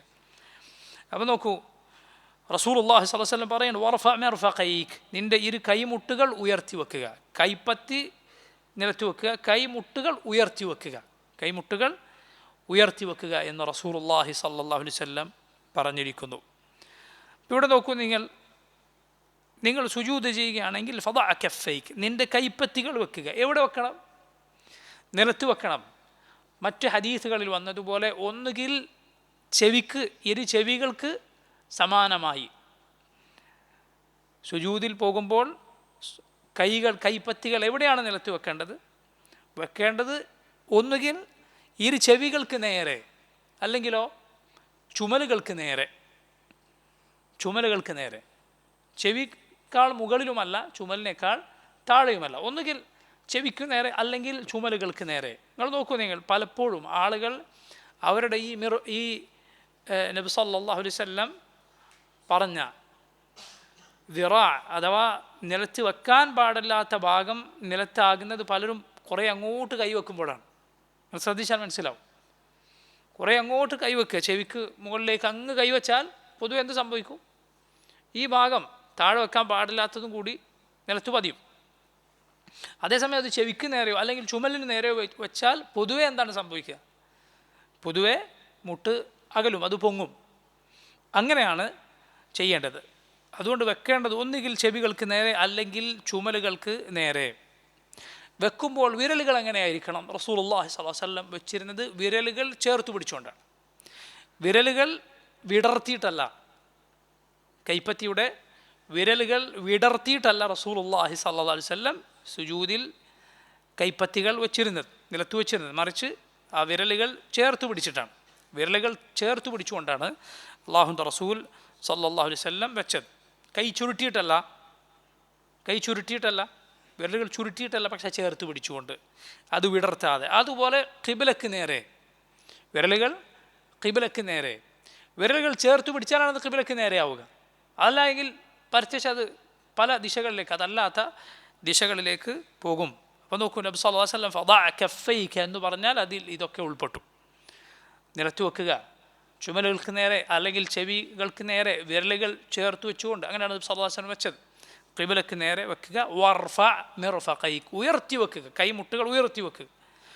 ആ കാര്യം പ്രത്യേകം ശ്രദ്ധിക്കുക. എല്ലാവരും സുജൂദ് ചെയ്യുമ്പോൾ ആ കാര്യം പ്രത്യേകം ശ്രദ്ധിക്കുക. ഇനി നോക്കൂ, ഈ കാര്യം തന്നെ ഒന്നുകൂടി വിശദീകരിക്കുന്ന ഹദീസാണ് അടുത്തത്. عن عبد الله بن مالك ابن بحينة أن رسول الله صلى الله عليه وسلم كان إذا صلى فرج بين يديه حتى يبدو بياض إبطيه. عبد الله بن مالك بن بحينة رضي الله عنه എന്ന സഹാബി പറയുകയാണ്. Abdullah bin Malik ibn Buhaina. Buhaina എന്നത് അദ്ദേഹത്തിൻ്റെ ഉമ്മയുടെ പേരാണ്. അബ്ദുല്ലാഹ് ബിൻ മാലിക്, മാലിക്കാണ് പിതാവ്. അതുപോലെ ഇബ്ൻ ബുഹൈന ഉമ്മയിലേക്ക് ചേർത്തി അദ്ദേഹം അറിയപ്പെട്ടിട്ടുണ്ട്. ചില ആളുകൾ അങ്ങനെ അറിയപ്പെടാറുണ്ട്. പൊതുവെ ആളുകളെ വിളിക്കേണ്ട ഇസ്ലാമിൻ്റെ രീതി എങ്ങനെയാണ്? പിതാവിലേക്ക് ചേർത്തിയിട്ടാണ്. പരിശുദ്ധ ഖുർആനിൽ അള്ളാഹു പറഞ്ഞതുപോലെ ഉദ്ഉഹും ലി ആബാഇഹിം, നിങ്ങൾ അവരെ അവരുടെ പിതാവിലേക്ക് ചേർത്തി വിളിക്കുക. അങ്ങനെയാണ് വിളിക്കേണ്ടത്. മാതാവിലേക്ക് ചേർത്തി വിളിക്കുക എന്നത് പൊതുവെ അത് നല്ലതല്ല. എന്തുകൊണ്ടാണത്? അറബികൾ അങ്ങനെ വിളിച്ചിരുന്നത് ഉപ്പ ആരാണെന്ന് അറിയാത്ത ആളുകളെയായിരുന്നു മാതാവിലേക്ക് ചേർത്തി വിളിച്ചിരുന്നത്. അതുകൊണ്ട് പൊതുവെ പിതാവിലേക്ക് ചേർത്തിയാണ് വിളിക്കേണ്ടത്. എന്നാൽ ശ്രദ്ധിക്കുക, ചില സമയത്ത് ചിലപ്പോൾ ഉമ്മ വലിയ ഖൈറിന് അറിയപ്പെട്ടവരായിരിക്കും. എന്തെങ്കിലും ഒരു നന്മയുടെ പേരിൽ അല്ലെങ്കിൽ എന്തെങ്കിലും ഒരു കാര്യത്തിൻ്റെ പേരിൽ ഉമ്മ അറിയപ്പെട്ടിരിക്കും, അവർക്ക് പ്രശസ്തി ഉണ്ടായിരിക്കും. അങ്ങനെയുള്ള സന്ദർഭങ്ങളിൽ ചില ആളുകളെ പഴയകാലം മുതൽ തന്നെ ഉമ്മയിലേക്ക് ചേർത്തി വിളിക്കപ്പെടാറുണ്ട്, അവരങ്ങനെ അറിയപ്പെടാറുണ്ട്. മുഹദ്ദിസുകളിൽ പ്രധാനിയാണ് ഇസ്മായിൽ ഇബ്നു ഉലയ്യ റഹിമഹുല്ലാ. അദ്ദേഹം ഇമാം ബുഖാരിയുടെ ഒക്കെ റിജാലുകളിൽ, സഹീൽ ബുഖാരിലൊക്കെ നമുക്ക് സനദിൽ ധാരാളമായി കാണാവുന്ന പേരാണ് ഇസ്മായിൽ ഇബ്നു ഉലയ്യ റഹിമഹുല്ലാ. ഉലയ്യ അദ്ദേഹത്തിന് ഉമ്മയായിരുന്നു. അങ്ങനെ ചിലർ ഉമ്മയിലേക്ക് ചേർത്തി അറിയപ്പെട്ടു. ചില സ്ത്രീകൾ അവർ വലിയ ദാനധർമ്മത്തിന് അറിയപ്പെട്ടവരായിരുന്നു. മനസ്സിലായില്ലേ? നല്ല ദാനധർമ്മത്തിന് അറിയപ്പെട്ട ചില സ്ത്രീകൾ. അപ്പോൾ അവരുടെ മകനാണ് എന്ന് ആളുകൾക്ക് തിരിച്ചറിയാൻ വേണ്ടി അങ്ങനെ പറയും. അതുപോലെ നോക്കൂ നിങ്ങൾ, സൈനബ് ബിന്തു ഉമ്മി സലമ എന്ന് അറിയപ്പെട്ട സഹാബി വനിതയുണ്ട്. ആരാണവർ? അവർ സഹാബിയാണ്, അവരുടെ ഉമ്മയും സഹാബിയാണ്. സൈനബ് റളിയല്ലാഹു അൻഹ. സൈനബ് എന്ന പേരിൽ ധാരാളം സഹാബി വനിതകളുണ്ടായിരുന്നു. നബി സല്ലല്ലാഹു അലൈഹി വസല്ലം പല പേരുകളും മാറ്റി സൈനബ് എന്നാക്കിയിട്ടുണ്ട്. ചില പേരുകൾ മാറ്റി നബി സല്ലല്ലാഹു അലൈഹി വസല്ലം എന്ത് പേരിട്ട് കൊടുത്തിട്ടുണ്ട്? സൈനബ് എന്ന പേര് കൊടുത്തിട്ടുണ്ട്. ചില തെറ്റുകളുള്ള പേരുകൾ മാറ്റി സ്ത്രീകൾക്ക് നബി സല്ലല്ലാഹു അലൈഹി വസല്ലം സൈനബ് എന്ന് പേര് വിളിച്ചിട്ടുണ്ട്. ഏതുപോലെ പുരുഷന്മാരുടെ തെറ്റായ പേരുകൾ പലതും മാറ്റി അബ്ദുള്ള, അബ്ദുറഹ്മാൻ എന്ന പേരുകൾ നൽകിയതുപോലെ സ്ത്രീകളുടെ തെറ്റായ നേരത്തെ മോശമായ പേരുണ്ടായിരുന്നത് പലതും നബി സല്ലല്ലാഹു അലൈഹി വസല്ലം സൈനബ് എന്ന് പേര് മാറ്റിയത് ഹദീസുകളിൽ കാണാം. ഒരാളുടെ പേര് മോശമാണ് എങ്കിൽ അത് മാറ്റി നല്ല പേരാക്കുക നല്ല കാര്യമാണ്. ഒരാൾക്ക് വേണമെങ്കിൽ സ്വയം അയാളുടെ പേര് മാറ്റി നല്ല പേരാക്കാം. മനസ്സിലായില്ലേ? ഒരാളുടെ പേര് മോശമാണെങ്കിൽ, മോശം അർത്ഥം വല്ലതും ഉണ്ടെങ്കിൽ നല്ല പേരാക്കുക എന്നത് നല്ല കാര്യമാണ്. അപ്പോൾ നോക്കൂ, റസൂലുള്ളാഹി സല്ലല്ലാഹു അലൈഹി വസല്ലമയുടെ സഹാബി വനിതകളിൽ ഒരാളാണ് സൈനബ്. മാത്രമല്ല നബിയുടെ ഭാര്യയായ ഉമ്മു സലമയുടെ മകളാണവർ. നബിയുടെ ഭാര്യയായ ഉമ്മു സലമയുടെ മകളാണ്. ഉമ്മു സലമയുടെ ആദ്യത്തെ ഭർത്താവാണ് അബൂ സലമ റളിയല്ലാഹു അൻഹു. പക്ഷെ നോക്കൂ നിങ്ങൾ, ഉപ്പയിലേക്ക് സൈനബിനെ ചേർത്തു പറഞ്ഞില്ല. എന്തുകൊണ്ടാണത്? ഉമ്മഹാത്തുൽ മുഅ്മിനീനിൽപ്പെട്ടവരാണ്. നബി സല്ലല്ലാഹു അലൈഹി വസല്ലമയുടെ ഭാര്യമാരിൽ ഒരാളാണ് ഉമ്മ. നബിയുടെ ഭാര്യയാവുക എന്ന് പറഞ്ഞാൽ അത് വലിയ ശ്രേഷ്ഠതയാണ്. വസ്വാജുഹു ഉമ്മഹാത്തുഹും, ഖുർആനിൽ അള്ളാഹു പറഞ്ഞു നബിയുടെ ഭാര്യമാർ മുഅ്മിനീങ്ങളുടെ ഉമ്മമാരാണ്. അള്ളാഹുവിൻ്റെ റസൂൽ സല്ലല്ലാഹു അലൈഹി വസല്ലമയുടെ ഭാര്യമാരെ കുറിച്ച് നമ്മൾ വിശ്വസിക്കുന്നു, അവർ ഈ ലോകത്തും പരലോകത്തും നബിയുടെ ഭാര്യമാരാണ്. പരലോകത്ത് അള്ളാഹുവിൻ്റെ റസൂൽ സല്ലല്ലാഹു അലൈഹി വസല്ലമയുടെ ഇണകളായിരിക്കുക സ്വർഗത്തിൽ എന്ന് പറഞ്ഞാൽ അത് എത്ര ഉന്നതമായ സ്ഥാനമായിരിക്കും. അവർ അഹ്ലു ബൈത്താണ്, നബി കുടുംബത്തിൽപ്പെട്ടവരാണവർ. നബി കുടുംബം വലിയ ശ്രേഷ്ഠതയുള്ളവരാണ്. അപ്പോൾ അങ്ങനെയുള്ളവരാണ് ഉമ്മ എന്നതുകൊണ്ട് സൈനബിനെ ആരിലേക്ക് ചേർത്തി പറയാറുണ്ട്? ഉമ്മയിലേക്ക് ചേർത്തി പറയാറുണ്ട്. സൈനബ് ബിൻതു ഉമ്മി സലമ റളിയല്ലാഹു അൻഹുമ. അവർ രണ്ടുപേരും സഹാബിമാരാണ്. അപ്പോൾ നോക്കൂ, ഇതുപോലെ ഇദ്ദേഹം അറിയപ്പെട്ടിരുന്നു അബ്ദുല്ലാഹിബ്നു മാലിക് എന്നാണ്. അതുകൂടാതെ ബുഹൈനയുടെ മകൻ എന്ന് പ്രത്യേകം ഇദ്ദേഹത്തെക്കുറിച്ച് പറയപ്പെട്ടിരുന്നു. ഇങ്ങനെ ചില കാരണങ്ങൾ, ഉമ്മ പ്രശസ്തയാവുകയോ അല്ലെങ്കിൽ എന്തെങ്കിലും ഖൈറിനെ അവർ അറിയപ്പെടുകയോ ചെയ്താൽ അങ്ങനെ പറയാറുണ്ട്. പക്ഷെ പൊതുവെ പറയേണ്ടത് എന്താണ്? ഇസ്ലാമിക മര്യാദ പിതാവിലേക്ക് ചേർത്തി പറയുക, സ്വന്തം പിതാവിലേക്ക് ചേർത്തി പറയുക എന്നതാണ് മര്യാദ. സ്വന്തം പിതാവിലേക്ക് ചേർത്തി പറയുക. അതുപോലെ പിതാവിൻ്റെ പിതാവിലേക്ക്, അതിൻ്റെ പിതാവിലേക്കൊക്കെ ചേർത്തി പറയാം. കാരണം അജ്ദാദ്, പൂർവ്വപിതാക്കൾ എന്നാൽ അവർ നമ്മുടെ പിതാക്കളുടെ സ്ഥാനത്ത് തന്നെയാണ്. നബി സല്ലല്ലാഹു അലൈഹി വസല്ലം പറഞ്ഞിട്ടുണ്ട്, അന നബി ലാ കദിബ് അന ഇബ്നു അബ്ദുൽ മുത്തലിബ്, ഞാൻ അബ്ദുൽ മുത്തലിബിൻ്റെ മകനാണ് എന്ന് റസൂലുള്ളാഹി സ്വല്ലല്ലാഹു അലൈഹി വസല്ലം പറഞ്ഞിട്ടുണ്ട്. അബ്ദുൽ മുത്തലിബ് നബിയുടെ പിതാവ് അബ്ദുള്ളയുടെ പിതാവാണ്. പക്ഷേ പിതാക്കളുടെ സ്ഥാനത്താണ്, സംശയമില്ല. പിതാക്കളുടെ സ്ഥാനത്താണ്. അപ്പോൾ നോക്കൂ, ഈ സഹാബി പറയുന്നു, അന്ന റസൂലുള്ളാഹി സ്വല്ലല്ലാഹു അലൈഹി വസല്ലം, അല്ലാഹുവിൻ്റെ റസൂൽ സ്വല്ലല്ലാഹു അലൈഹി വസല്ലം കാന ഇദാ സല്ല, അവിടുന്ന് നിസ്കരിക്കുമ്പോൾ ഫറജ ബൈന യദൈഹി, റസൂലുള്ളാഹി സ്വല്ലല്ലാഹു അലൈഹി വസല്ലം നിസ്കാരത്തിൽ അഥവാ സുജൂദിൽ അവിടുത്തെ കൈകൾ വിടർത്തി വെക്കുമായിരുന്നു. ഹത്താ യബ്ദുവ ബയാദു ഇബ്തൈഹി, അള്ളാഹുവിൻ്റെ റസൂൽ സ്വല്ലല്ലാഹു അലൈഹി വസല്ലമയുടെ ഇബ്ത്ത് എന്നാൽ കക്ഷങ്ങളാണ്, കക്ഷങ്ങളുടെ വെളുപ്പ് അത് പിന്നിൽ നിന്നൊരാൾ നോക്കിയാൽ കാണുമാറ് നബി സ്വല്ലല്ലാഹു അലൈഹി വസല്ലം അത്രയും വിടർത്തി വെക്കുമായിരുന്നു. സുജൂദിൽ കൈകൾ വെച്ചാൽ, വിടർത്തി വെച്ചാൽ മാത്രമേ കക്ഷങ്ങളിലെ വെളുപ്പ് മറ്റുള്ളവർക്ക് കാണാൻ സാധിക്കുകയുള്ളൂ. അത്രയും റസൂലുള്ളാഹി സ്വല്ലല്ലാഹു അലൈഹി വസല്ലം വിടർത്തി വെക്കുമായിരുന്നു എന്നാണ് ഈ ഹദീസിലുള്ളത്. അബ്ദുല്ലാഹ് ഇബ്നു മാലിക് ഇബ്നു ബുഹൈന റളിയല്ലാഹു അൻഹു ഉദ്ധരിക്കുന്ന ഹദീസിലുള്ളത്. അപ്പോൾ നോക്കൂ, ഇതാണ് സുജൂദിൽ കൈകൾ വെക്കേണ്ടുന്നതിൻ്റെ രൂപം. കൈകൾ നമ്മൾ കൈപ്പറ്റി വെക്കുക, കൈ ഉയർത്തി വെക്കുക, അതുപോലെ അത് വിടർത്തി വെക്കുക. ജമാഅത്തായോ മറ്റോ നിസ്കരിക്കുന്ന സന്ദർഭത്തിലാണ് എങ്കിൽ കൂടെയുള്ള വലത്തുമിടത്തും നിസ്കരിക്കുന്ന ആളുകളെ ഒന്ന് പരിഗണിക്കുക, അവരെ പരിഗണിച്ചുകൊണ്ട് വെക്കുക. ആ സുന്നത്ത് അവരെ പരിഗണിച്ചുകൊണ്ട് അവർക്ക് ബുദ്ധിമുട്ടുണ്ടാകാത്ത രൂപത്തിൽ നടപ്പിലാക്കാൻ ശ്രമിക്കുക. അവരെയും കൂടി പരിഗണിച്ചുകൊണ്ട് എല്ലാ മുസ്ലിമീങ്ങളെയും പരിഗണിച്ചുകൊണ്ട് നിർവഹിക്കുക. അതുപോലെ നോക്കൂ നിങ്ങൾ, പണ്ഡിതന്മാർക്കിടയിലുള്ള ചർച്ചകളിലൊന്നാണ് സ്ത്രീകൾ ഈ വിഷയത്തിൽ എങ്ങനെയാണ് എന്നത്. സ്ത്രീകൾ ഇതുപോലെ കൈകൾ വിടർത്തി വെക്കേണ്ടതുണ്ടോ, അതല്ല അവർ ഒതുക്കിയാണോ വെക്കേണ്ടത്? ഫഖഹാക്കൾ പലരും, ഫഖഹിലെ പണ്ഡിതന്മാർ പലരും സ്ത്രീകൾ ഒതുക്കിയാണ് വെക്കേണ്ടത്, പുരുഷന്മാരെ പോലെയല്ല വെക്കേണ്ടത് എന്ന് പറഞ്ഞത് കാണാം. ചില ഹദീസുകൾ അതിന് തെളിവായി കൊണ്ടുവന്നിട്ടുമുണ്ട്. പക്ഷെ വല്ലാഹു അലം സഹീഹ് എന്താണെന്ന് പറഞ്ഞാൽ, അവരത് പറയാനുള്ള കാരണം എന്താണ്? സ്ത്രീകൾ പൊതുവെ അവരുടെ ശരീരഭാഗങ്ങൾ മറച്ചു പിടിക്കേണ്ടവരും ഒതുക്കി പിടിക്കേണ്ടവരുമാണ്. ഇങ്ങനെ ഇതുപോലെ കൈകൾ വിടർത്തുകയും അകറ്റുകയുമൊക്കെ ചെയ്താൽ അവരുടെ ശരീരഭാഗങ്ങൾ അതിൻ്റെ ആകൃതിയും മറ്റും ആളുകൾ കാണാനിടയുണ്ട്. ഇങ്ങനെയുള്ള കാരണങ്ങളാണ് അവർ അതിന് പറഞ്ഞിട്ടുള്ളത്. അതുപോലെ ചില ഹദീസുകൾ അവർ അതിന് തെളിവായി കൊണ്ടുവന്നിട്ടുമുണ്ട്. പക്ഷെ വല്ലാഹു അലം സഹീഹ്, കൂടുതൽ ശരിയായ അഭിപ്രായം അവരും പുരുഷന്മാരും ഇതിൽ ഒരുപോലെയാണ് എന്നതാണ്. അതിൻ്റെ കാരണം ഒന്ന്, റസൂലുള്ളാഹി സ്വല്ലല്ലാഹു അലൈഹി വസല്ലം ഇവിടെ എവിടെയെങ്കിലും സ്ത്രീകളെ വേർതിരിച്ചതായി സഹീഹായ ഹദീസുകളിൽ വന്നിട്ടില്ല. മറിച്ച് സഹീഹായ ഹദീസുകളിലെല്ലാം അല്ലാഹുവിൻ്റെ റസൂൽ സ്വല്ലല്ലാഹു അലൈഹി വസല്ലം പറഞ്ഞത് പൊതുവായ വാക്കാണ്. ഇതിൽ പുരുഷന്മാർ മാത്രമാണ് ഇതിലുള്ളത് എന്ന് പറഞ്ഞിട്ടില്ല. അതുപോലെ നബി സല്ലല്ലാഹു അലൈഹി വസല്ലം സല്ലു കമാ റഅയ്തുമൂനി ഉസല്ലി, ഞാൻ എങ്ങനെ നിസ്കരിക്കുന്നതായി കണ്ടോ അങ്ങനെ നിസ്കരിക്കുക. അത് ആമായൊരു വാക്കാണ്.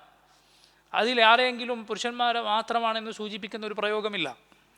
സ്ത്രീകൾക്കിത് ബാധകമല്ല എന്ന് പറയുന്ന ഒരു പ്രയോഗം ഇല്ല. മാത്രമല്ല, നോക്കൂ നിങ്ങൾ, സ്ത്രീകളുടെ ഔറത്തുകൾ കാണുന്ന വിഷയമാണ് എങ്കിൽ പൊതുവെ സ്ത്രീകൾക്ക് നിസ്കാരത്തിന് ഉത്തമം എവിടെയാണ്? വീടുകളാണ്, സംശയമില്ല. ബുയൂതുഹുന്ന ഖൈറുൽ ലഹുന്ന, റസൂലുള്ളാഹി സ്വല്ലല്ലാഹു അലൈഹി വസല്ലം ഹദീസിൽ വന്നതാണ്. അവരുടെ വീടാണ് അവർക്ക് ഉത്തമം എന്ന്. മസ്ജിദിലേക്ക് വരിക അനുവദനീയമായ കാര്യമാണ്. മസ്ജിദിൽ നിന്ന് അവരെ തടയരുത്. മസ്ജിദിലേക്ക് വരാൻ അനുവാദം ചോദിച്ചാൽ തടയാൻ പാടില്ല. ലാ തംനഉ ഇമാ അല്ലാഹി മസാജിദ അല്ലാഹ് വബുയൂതുഹുന്ന ഖൈറുൽ ലഹുൻ. റസൂലുള്ളാഹി സ്വല്ലല്ലാഹു അലൈഹി വസല്ലം പറഞ്ഞു, അള്ളാഹുവിൻ്റെ അടിയാത്തികളെ, അള്ളാഹുവിൻ്റെ മസ്ജിദുകളെ തൊട്ട് നിങ്ങൾ തടയരുത്. അള്ളാഹുവിനെ ഇബാദത്ത് ചെയ്യാൻ വരുന്ന സ്ത്രീകളാണ്. രാത്രിയിൽ അനുവാദം ചോദിച്ചാൽ തടയരുത്. നബി സല്ലല്ലാഹു അലൈഹി വസല്ലം പറഞ്ഞതാണ്. അഥവാ ഫിത്ന ഭയപ്പെടുന്നില്ല എങ്കിൽ, നാട്ടിൽ സ്ത്രീകൾ ഉപദ്രവിക്കപ്പെടുക, കുഴപ്പങ്ങൾ ഉണ്ടാവുക പോലെയുള്ള നാടുകളല്ല, നിർഭയത്വമുള്ള നാടാണ്, കുഴപ്പമൊന്നുമില്ല. അതുപോലെ അവർ പുറത്തിറങ്ങുമ്പോൾ, മസ്ജിദിലേക്ക് പോകുമ്പോൾ പാലിക്കേണ്ട മര്യാദകൾ പാലിച്ചിട്ടുണ്ട്. ഇസ്ലാമിക വേഷവിധാനം പാലിച്ചിട്ടുണ്ട്. സുഗന്ധം പുരട്ടിയിട്ടില്ല പോലെയുള്ള ഷർത്തുകൾ അവിടെയുണ്ട്. അങ്ങനെ അനുവാദം ചോദിച്ചാൽ തടയരുത്. എന്നിട്ട് നബി സല്ലല്ലാഹു അലൈഹി വസല്ലം വബുയൂതുഹുന്ന ഖൈറുൽ ലഹുൻ, അവരുടെ വീടാണ് അവർക്ക് ഉത്തമം. അഥവാ വീടാണ് ഉത്തമം. മസ്ജിദിലേക്ക് വരിക അനുവദനീയമാണ്. മസ്ജിദിലേക്ക് വരിക ജായിസാണ്. മസ്ജിദിൽ അവർക്ക് സൗകര്യമുണ്ടായിരിക്കണം. അതുകൊണ്ട് തന്നെ ഈ പറഞ്ഞ പ്രശ്നം വീടുകളിൽ നിന്ന് നിസ്കരിക്കുമ്പോൾ പൊതുവെ ഉണ്ടാവുകയില്ല. ഇനി നോക്കൂ, മസ്ജിദിലേക്ക് വന്നാൽ ഷെയ്ഖ് ഇബ്നു ഉസൈമീൻ റഹിമഹുല്ലാഹ്, അദ്ദേഹത്തെ പോലുള്ള പണ്ഡിതന്മാർ പറഞ്ഞത് കാണാം, ഇങ്ങനെ ചെയ്തതുകൊണ്ട് അവരുടെ ശരീരം വെളിവാകും എന്നാണ് എങ്കിൽ, നോക്കൂ നിങ്ങൾ, അവർ കൈകൾ ഉയർത്തുന്നുണ്ട് നിസ്കാരത്തിൽ. കൈകൾ തക്ബീറത്തുൽ ഇഹ്റാമിന് ഉയർത്തും, റുക്കൂഇൽ പോകുമ്പോൾ ഉയർത്തും. എന്നാൽ ഷെയ്ഖ് ഇബ്നു ഉസൈമീൻ പറഞ്ഞത് കാണാം, കൈ സുജൂദിൽ വിടർത്തി വെച്ചതിനേക്കാൾ ഒരു പക്ഷേ വസ്ത്രം ഉയരാൻ സാധ്യതയുണ്ട് കൈ ഉയർത്തുമ്പോൾ. അതാകട്ടെ ഈ പറഞ്ഞ ഫുഖഹാക്കൾ പാടില്ല എന്ന് പറഞ്ഞിട്ടുമില്ല. മറ്റേ കാര്യത്തിൽ കൈ വിടർത്തി വെക്കുന്നതിൽ സ്ത്രീകളെയും പുരുഷന്മാരെയും വേർതിരിച്ച ഫുഖഹാക്കൾ കൈ ഉയർത്തുന്ന കാര്യത്തിൽ വേർതിരിച്ചിട്ടില്ല. അത് കൂടുതൽ വസ്ത്രം ഉയരാൻ സാധ്യതയുള്ളതാണ്. ഈ പറഞ്ഞ കാരണങ്ങൾ കൊണ്ടെല്ലാം അല്ലാഹു അലം സഹീഹ് എന്താണ്? പുരുഷന്മാരും സ്ത്രീകളും ഇതിൽ ഒരുപോലെയാണ്. പുരുഷന്മാരും സ്ത്രീകളും ഇതിൽ ഒരുപോലെയാണ്. പുരുഷന്മാരെങ്ങനെയാണോ സുജൂദിൽ കൈകൾ വെക്കേണ്ടത്, അതുപോലെ തന്നെയാണ് സ്ത്രീകളും കൈകൾ വെക്കേണ്ടത്. നോക്കൂ, ഈ വിഷയം വിവരിക്കുന്ന മറ്റൊരു ഹദീസ് ഇതും ഇതേ വിഷയത്തിലുള്ളതാണ്. ഉമ്മുൽ മുഅ്മിനീൻ മൈമൂന റളിയല്ലാഹു അൻഹ വഅർദാഹ ഉദ്ധരിച്ചിട്ടുള്ള ഹദീസാണ്. അൻ മൈമൂനത റളിയല്ലാഹു അൻഹ ഖാലത് كان النبي صلى الله عليه وسلم إذا سجد لو شاءت بهمة أن تمر بين يديه لمرت. മൈമൂന റളിയല്ലാഹു അൻഹ, നമ്മുടെ ഉമ്മയായ മൈമൂന റളിയല്ലാഹു അൻഹ, മൈമൂന ബിൻതുൽ ഹാരിസ് അൽ ഹിലാലിയ റളിയല്ലാഹു അൻഹ, അവർ പറയുന്നു, കാന നബി സല്ലല്ലാഹു അലൈഹി വസല്ലം, നബി സല്ലല്ലാഹു അലൈഹി വസല്ലം ഇദാ സജദ, അവിടുന്ന് സുജൂദ് ചെയ്താൽ, ലൗ ഷാഅത് ബഹ്മത്തുൻ, ഒരു ചെറിയ ആട് ഉദ്ദേശിച്ചാൽ, അൻ തമുറ, നബിയുടെ ഈ വിടർത്തി വെച്ച കൈകൾക്കിടയിലൂടെ പോകാൻ ഒരാട് ഉദ്ദേശിച്ചാൽ, ബൈന യദൈഹി ലമറത്ത്, ആടിന് വേണമെങ്കിൽ കടന്നു പോകാം. അത്രയും നബി സല്ലല്ലാഹു അലൈഹി വസല്ലം അകറ്റി വെക്കാറുണ്ടായിരുന്നു. ആരാണ് ഈ ഹദീസ് ഉദ്ധരിച്ചത്? മൈമൂന റളിയല്ലാഹു അൻഹയാണ്. നബി സല്ലല്ലാഹു അലൈഹി വസല്ലമയുടെ ഭാര്യമാരിൽ നബി ഹിജറ 7-ാമത്തെ വർഷം വിവാഹം ചെയ്ത നബിയുടെ ഭാര്യയാണ് മൈമൂന റളിയല്ലാഹു അൻഹ. അവരുടെ പ്രത്യേകത, മക്കൾക്ക് അരികിൽ ഒരു സ്ഥലത്ത് വെച്ചായിരുന്നു റസൂലുള്ളാഹി സ്വല്ലല്ലാഹു അലൈഹി വസല്ലം അവരെ വിവാഹം ചെയ്ത് അവരുമായി ആദ്യം ഒരുമിച്ച് താമസം ആരംഭിച്ചത്, വീട് കൂടിയത്. ഒരുമിച്ച് നബി സല്ലല്ലാഹു അലൈഹി വസല്ലം അവരുമായി താമസിച്ചത് മക്കൾക്കടുത്തൊരു സ്ഥലത്ത് വെച്ചായിരുന്നു. അവരുടെ വഫാത്തിന് ശേഷം അവരുടെ ഖബർ, അവർ വഫാത്തായത് ഇതേ സ്ഥലത്ത് വെച്ചാണ്. പണ്ഡിതന്മാർ പറഞ്ഞത് കാണാം, ഇത് വളരെ അപൂർവമായൊരു ഇത്തിഫാഖാണ്, യാദൃശ്ചികമായി. നബി സല്ലല്ലാഹു അലൈഹി വസല്ലം അവരെ എവിടെ വിവാഹം ചെയ്ത് ഒരുമിച്ച് ആദ്യം താമസം തുടങ്ങി അവിടെ വെച്ചായിരുന്നു അവരുടെ വഫാത്തും, മൈമൂന റളിയല്ലാഹു അൻഹയുടെ അവരുടെ വേർപാടും. നോക്കൂ, നബി സല്ലല്ലാഹു അലൈഹി വസല്ലം സുജൂദ് ചെയ്യുമ്പോൾ ഒരു ആട്ടിൻകുട്ടിക്ക് വേണമെങ്കിൽ നബിയുടെ ഈ കൈകൾക്ക്, ഈ വിടർത്തി വെച്ച സുജൂദിൽ വെച്ച് വിടർത്തി വെച്ച കൈകൾക്കിടയിലൂടെ കടന്നു പോകാൻ പറ്റും. അപ്പോൾ എത്രമാത്രം അത് നബി സല്ലല്ലാഹു അലൈഹി വസല്ലം വിടർത്തി വെച്ചിട്ടുണ്ടായിരുന്നു എന്ന് മനസ്സിലാക്കുക. അപ്പോൾ നോക്കൂ, ഈ ഹദീസുകളെല്ലാം സുജൂദിൽ കൈകൾ വെക്കേണ്ടത് സൂചിപ്പിക്കുന്ന ഹദീസുകളാണ്. അനസ് റളിയല്ലാഹു അൻഹുവിൻ്റെ ഹദീസ്, ബറാ ഇബ്നു ആസിബ്, അബ്ദുല്ലാഹ് ഇബ്നു മാലിക് ഇബ്നു ബുഹൈന, മൈമൂന റളിയല്ലാഹു അൻഹും അജ്മഈൻ ഇവരെല്ലാം ഉദ്ധരിച്ചിട്ടുള്ള ഹദീസ്. നോക്കൂ, അതുപോലെ ഈ ഹദീസിൻ്റെ മറ്റൊരു റിവായത്തിൽ കാണാം, ഇതിൻ്റെ ബാക്കിയായി വഇദാ ഖഅദ ഇത്മഅന്ന അലാ ഫഖിദിഹിൽ യുസ്റാ. നബി സല്ലല്ലാഹു അലൈഹി വസല്ലം ഇരിക്കുമ്പോൾ, സുജൂദിൽ നിന്ന് വന്ന് ഇരിക്കുമ്പോൾ എവിടെയാണ് ഇരിക്കുക? നബി സല്ലല്ലാഹു അലൈഹി വസല്ലം അവിടുത്തെ ഇടത് തുടയിന്മേലാണ് ഇരിക്കുക. ഇൻഷാ അല്ലാഹ് സുജൂദിന് ശേഷമുള്ള ഇരുത്തം, അതുപോലെ നിസ്കാരത്തിൽ ഇരുത്തത്തിൻ്റെ രൂപം ഇനി ഉള്ള ഹദീസ് വിശദീകരിക്കുമ്പോൾ നമുക്ക് കൂടുതൽ പറയാം.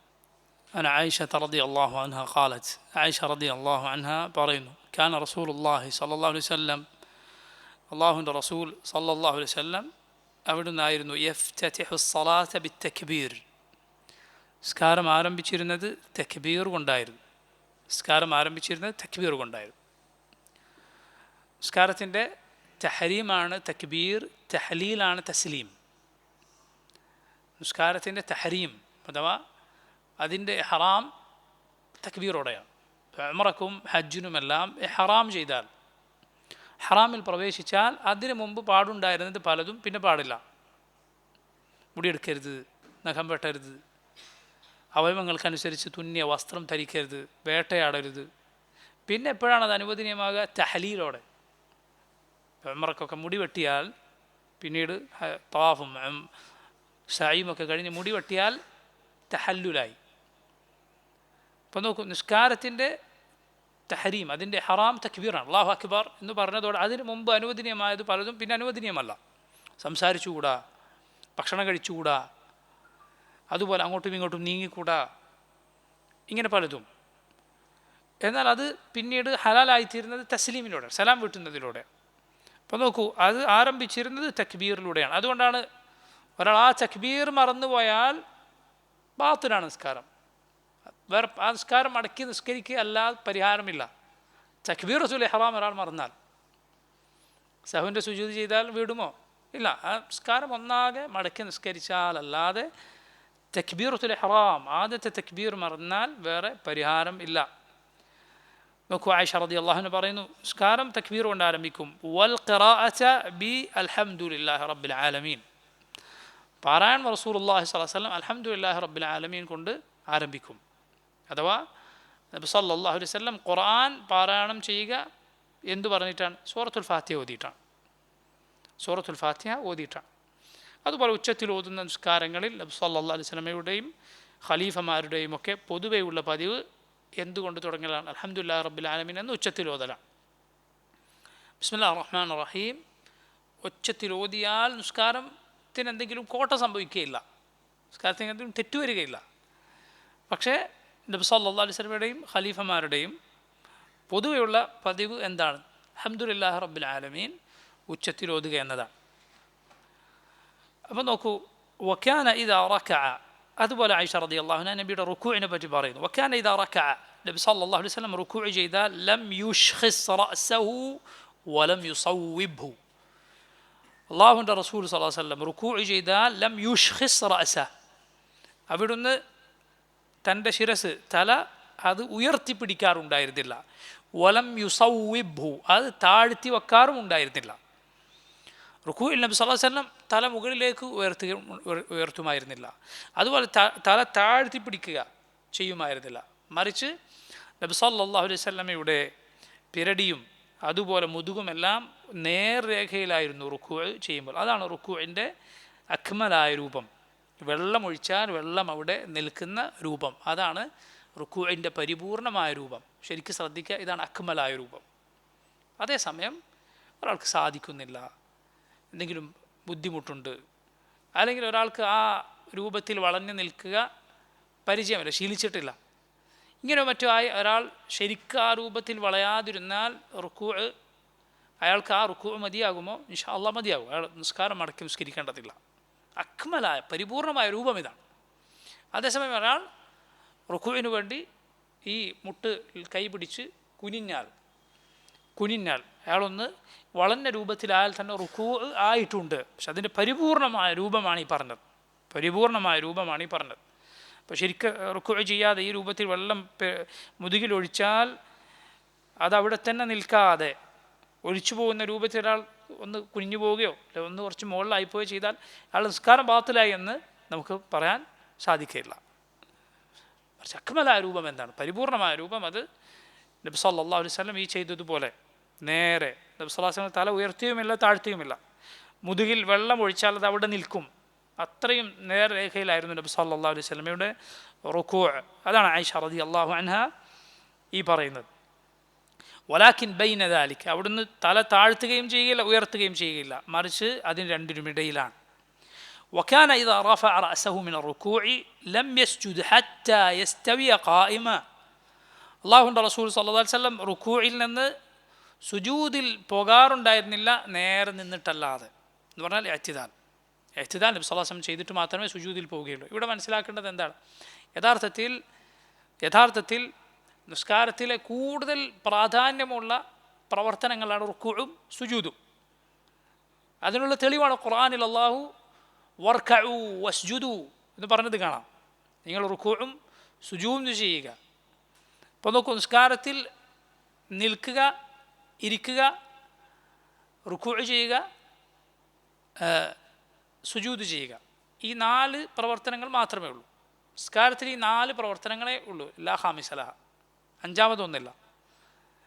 ഖിയാം, ഖുഊദ്, റുക്കൂഅ്, സുജൂദ്, ഈ 4 മാത്രം. നൃത്തവും റുക്കൂഉം ഇരുത്തവും സുജൂദും, ഈ 4 കാര്യങ്ങൾ മാത്രമേ ഉള്ളൂ. ഇവിടെ നോക്കൂ നിങ്ങൾ, സുജൂദിലേക്കുള്ള മുന്നോടിയാണെന്ത്? അതിനുള്ള ആമുഖമാണ് റുക്കൂഇനും സുജൂദിനും ഇടയിൽ ഇഅ്തിദാലിൽ നിൽക്കുക എന്നത്. അതാണ് അതിൻ്റെ ഉദ്ദേശം. അതുപോലെ 2 സുജൂദുകൾക്കിടയിലുള്ള ഇരുത്തം, അതിൻ്റെ ഉദ്ദേശം എന്താ? അടുത്ത സുജൂദിലേക്ക് പോകാൻ വേണ്ടിയാണ്. അതിനാണ് ആ ഇരുത്തം. ആദ്യത്തെ നൃത്തം പോലെയാണോ ഇഅ്തിദാലിൻ്റെ നൃത്തം? അല്ല. ആദ്യത്തെ നൃത്തം അത് പ്രത്യേകമായി ഉള്ള ഒരു നൃത്തമാണ്. അതേസമയം ഇഅ്തിദാലിൻ്റെ നൃത്തം അത് റുക്കൂഇൽ നിന്ന് സുജൂദിലേക്ക് പോകാനുള്ള ഒരു നൃത്തമാണ്. പക്ഷേ അതും റുക്ന് തന്നെയാണ്. അതും ചെയ്തില്ല എങ്കിൽ നിസ്കാരം ബാത്തിലാണ്. ഒരാൾ ഇഅ്തിദാലിൽ നിന്നില്ല, നിസ്കാരം ബാത്തിലാണ്. സുജൂദിനിടയിൽ ഇരുന്നില്ല, നിസ്കാരം ബാത്തിലായി പോകും. പക്ഷേ അത് ഇതിനു വേണ്ടി, അതാണ് ആയിഷ റളിയല്ലാഹു അൻഹ ഈ പറയുന്നത്.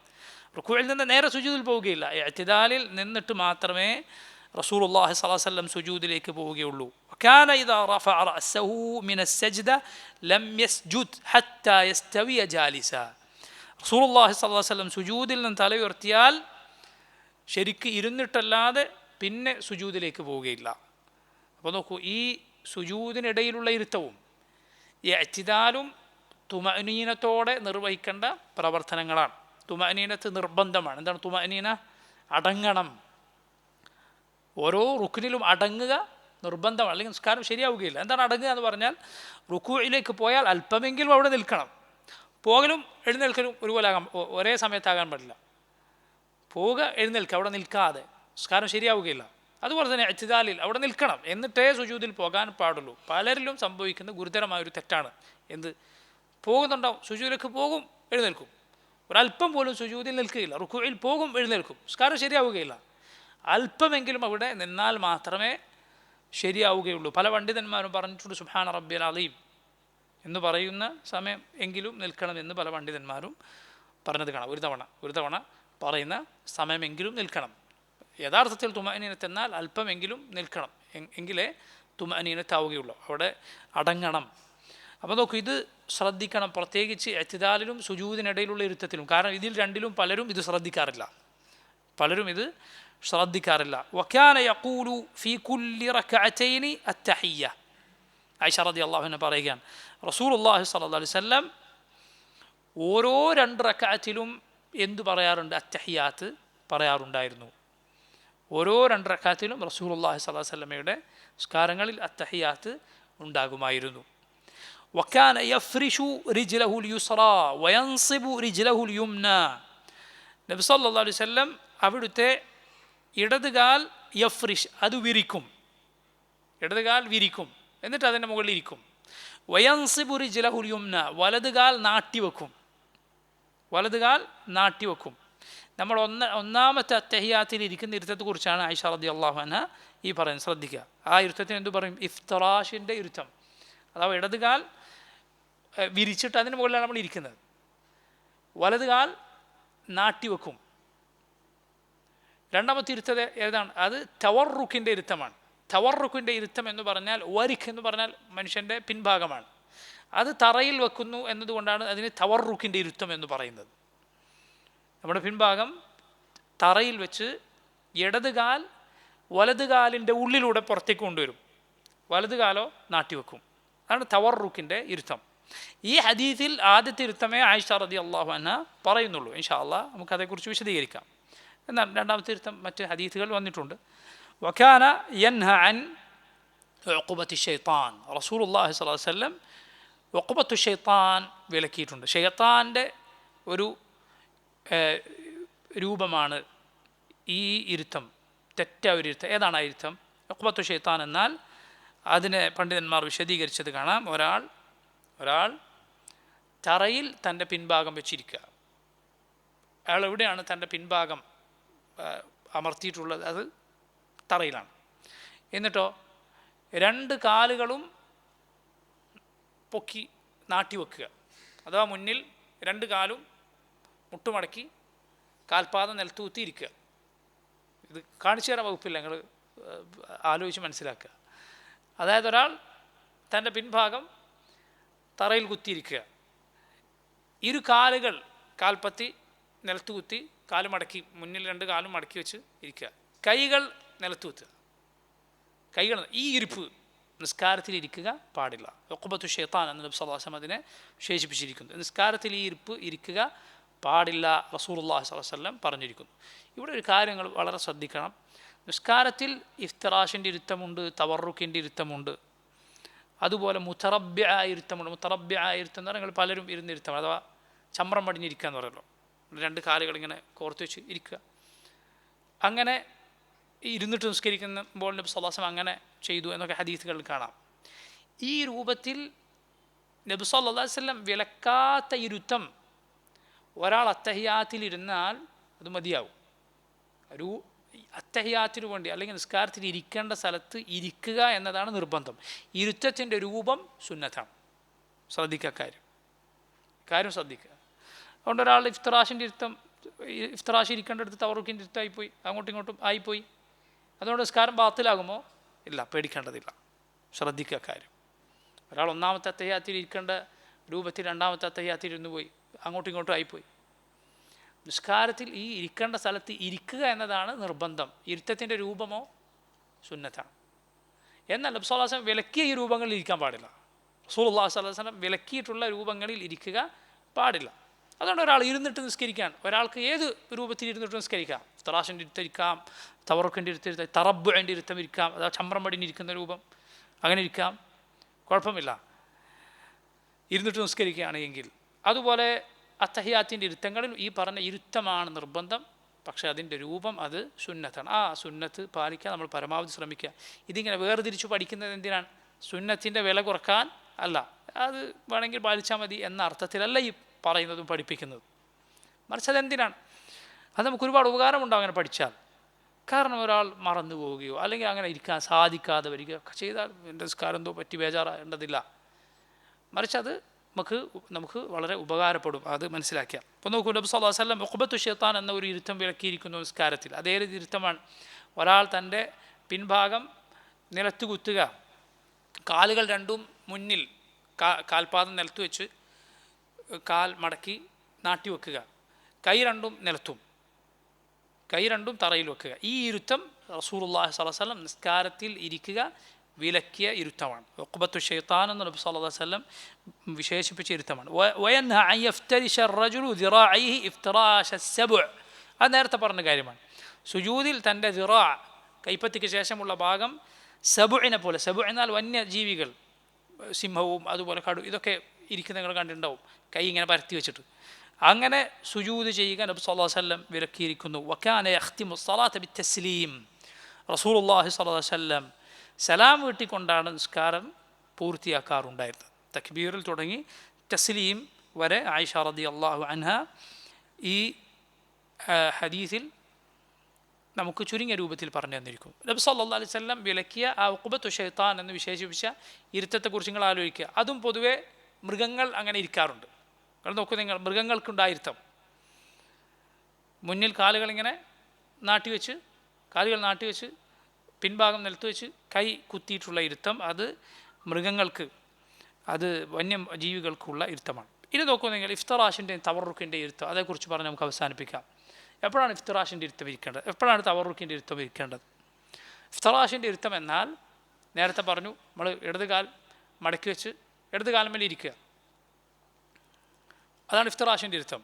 തവറുക്കിൻ്റെ ഇരുത്തമോ, നമ്മൾ തറയിലാണ് ഇരിക്കുന്നത്, ഇടത് കാല് വലത് കാലിൻ്റെ ഉള്ളിലൂടെ പുറത്തേക്ക് വലതുവശത്തേക്ക്, വലത് കാൽ നാട്ടി വെക്കുകയും ചെയ്യും, വിരലുകൾ ഖിബ്ലക്ക് നേരെയാക്കി നാട്ടി വെക്കുകയും ചെയ്യും. ഇതാണ് തവറുക്കിൻ്റെ ഇരുത്തം. അപ്പോൾ നോക്കൂ നിങ്ങൾ, ഇതിൽ പൊതുവെ ഒന്നാമത്തെ അത്തഹിയാത്തിൽ ഇരിക്കുന്ന ഇരുത്തം, രണ്ടാമത്തെ അത്തഹിയാത്തിൽ ഇരിക്കുന്ന ഇരുത്തം എന്ന് പറഞ്ഞാൽ നിങ്ങൾക്ക് പെട്ടെന്ന് മനസ്സിലാവും. ഇതിൽ നോക്കൂ, പണ്ഡിതന്മാർക്കിടയിൽ പല അഭിപ്രായങ്ങൾ കാണാം. ഉദാഹരണത്തിന് ഹനഫി മദ്ഹബിൽ പൊതുവെ എല്ലാ ഇരുത്തവും ഇഫ്തിറാഷിൻ്റെ ഇരുത്തമാണ്. എല്ലാ ഇരുത്തവും ഏതാ? നമ്മൾ ഒന്നാമത്തെ അത്തഹിയാത്തിൽ ഇരിക്കുന്ന ഇരുത്തം. മാലിക്കി മദ്ഹബിൽ നേരെ തിരിച്ചിട്ടാണ് എന്താ? എല്ലാ ഇരുത്തവും തവറുക്കിൻ്റെ ഇരുത്തം, അവസാനത്തെ അത്തഹിയാത്തിൽ ഇരിക്കുന്ന ഇരുത്തം. അതിനേക്കാൾ മനോഹരമായൊരു ജമഅ ഷാഫിഈ മദ്ഹബിലുണ്ട്. ഈ രണ്ടിനേക്കാളും മനോഹരമായൊരു ജമഅ, രണ്ടും കൂടി ചേർത്ത ഒരു ജമഅ ഷാഫിഈ മദ്ഹബിലുണ്ട്. അതെന്താണ്? ഷാഫിഈ മദ്ഹബിൽ എന്താണ്? സലാം വീട്ടുന്ന അത്തഹിയാത്താണോ എങ്കിൽ അവസാനത്തെ അത്തഹിയാത്തിൻ്റെ ഇരുത്തം. മനസ്സിലായില്ലേ? ഉദാഹരണത്തിന് ഫജ്ർ നിസ്കാരം ആണ്, അതിലൊറ്റ തശഹുദേ ഉള്ളൂ, ഒറ്റ തഹിയാത്ത് മാത്രമേ ഉള്ളൂ. പക്ഷേ അതിൽ സലാം വീട്ടും എന്നതുകൊണ്ട് ഷാഫിഈ മദ്ഹബിൽ എങ്ങനെയാണ് ഇരിക്കേണ്ടത്? അവസാനത്തെ തഹിയാത്തിൽ ഇരുത്തമാണ് ഇരിക്കേണ്ടത്, അഥവാ പിൻഭാഗം നിലത്ത് കുത്തിയിട്ട്. ഇതാണ് ഷാഫിഈ മദ്ഹബിൽ ജമഅ. അല്ലാത്തതിലൊക്കെ, സലാം വീട്ടലില്ലാത്ത ഇരുത്തത്തിലൊക്കെ ഇഫ്തിറാഷിൻ്റെ ഇരുത്തം, സുജൂദിനിടയിലുള്ള ഇരുത്തമാണ് എങ്കിലും, അതുപോലെ ഇസ്തിറാഹത്തിൻ്റെ ഇരുത്തം, അടുത്ത റക്കാത്തിലേക്ക് എഴുന്നേൽക്കുമ്പോഴുള്ള ഇരുത്തം, റാഹത്തിൻ്റെ ഇരുന്ന്, അതൊക്കെ ഇഫ്തിറാഷിൻ്റെ ഇരുത്തമാണ് ഷാഫിഈ മദ്ഹബിൽ. ഇതിനേക്കാൾ മനോഹരമായ ജംആണ് ഹംബലി മദ്ഹബിലെ ജംഅ. അതാണ് കൂടുതൽ സഹീഹ്, വല്ലാഹു അലം. അതേതാണ്? അത് രണ്ട് അത്തഹിയാത്തുണ്ടോ, രണ്ട് തശഹുദുണ്ടോ എങ്കിൽ ആദ്യത്തെ തശഹുദിൽ ഇഫ്തിറാഷിൻ്റെ ഇരുത്തം,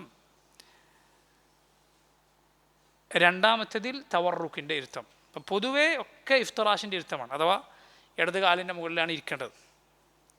രണ്ടെണ്ണം ഉണ്ട് എങ്കിൽ മാത്രം രണ്ടാമത്തേതിൽ തവറുക്കിൻ്റെ ഇരുത്തം. അപ്പോൾ ആ അഭിപ്രായ പ്രകാരം ഫജ്റിൽ, അതുപോലെ സുന്നത്ത് നിസ്കാരത്തിൽ, 2 റക്അത്ത് മാത്രമുള്ള സുന്നത്ത് നിസ്കാരത്തിലൊക്കെ നമ്മൾ ഏതിരുത്തമാണ്?